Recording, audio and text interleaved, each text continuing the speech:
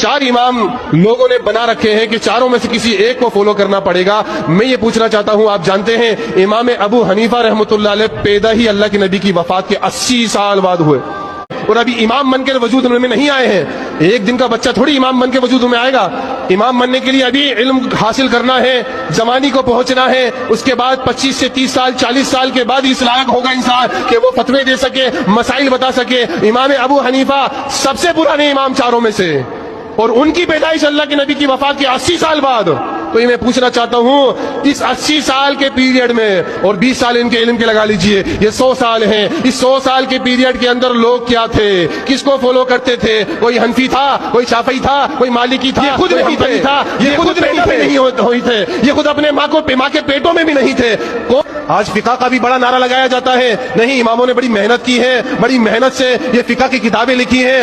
हजरत अली रज़ी अल्लाह अन्हु, उनसे बढ़कर कोई मकाम मर्तबा वाला हो सकता है?